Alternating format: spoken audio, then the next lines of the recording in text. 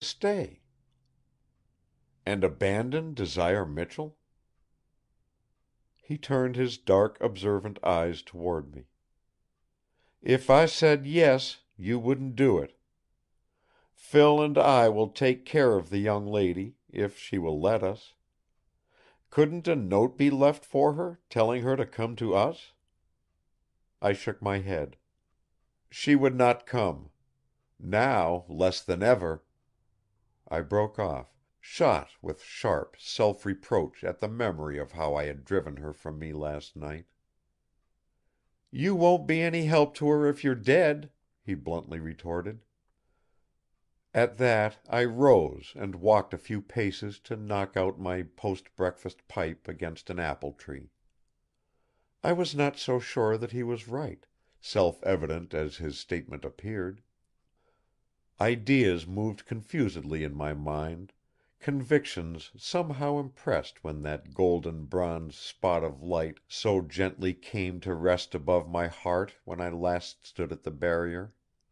The light so like the bright imagined head of Desire. To fly from my place now, herded like a cowardly sheep by the Thing of the frontier, would that not be to thrust her away to save myself?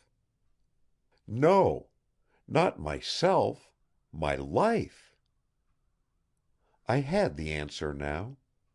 I walked back to Vere and took my seat again. Both of us, or neither, I told him. If you can help me make it both by any ingenuity, I shall be mighty glad. It's a pleasant world, but we will not talk any more of my running for New York like a kicked pup. The question is, will you and Phillida take care of the lady who calls herself Desire Michell, if tomorrow morning finds her free, but alone and friendless? As long as we live, Mr. Locke, he answered. But I guess there isn't any disgrace in your going to New York, running or not, if you take her with you. And that is what ought to have been done long ago. Vere? He nodded. You've got me. Just pick the lady up, carry her out of that room, and have a showdown.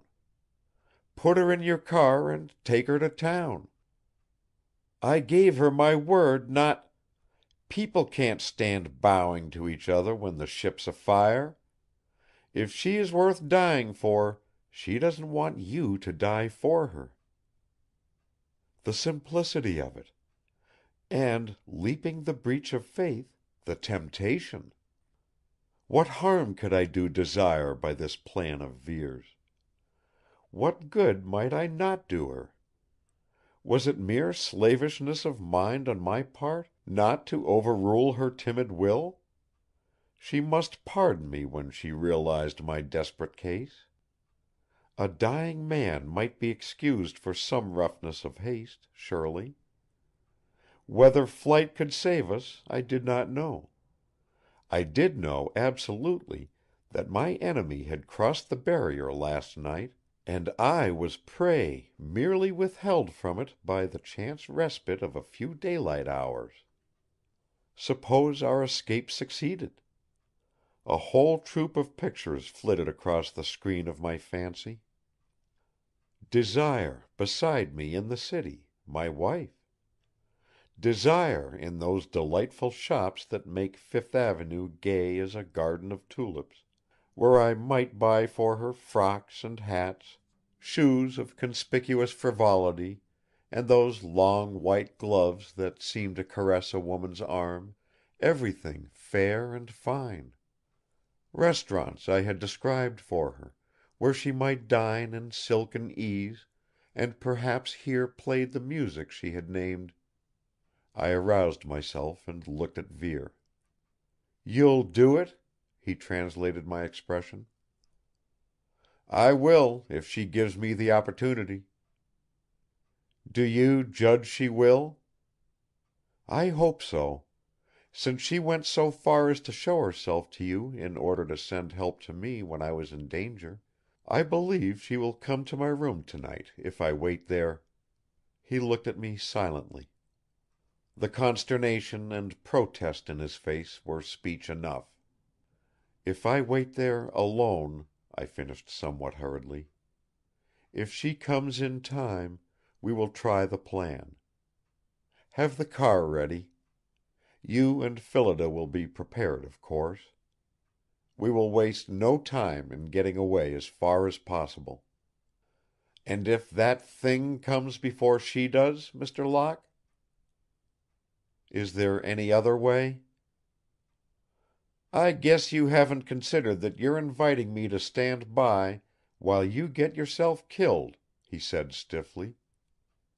"I'm not an educated man.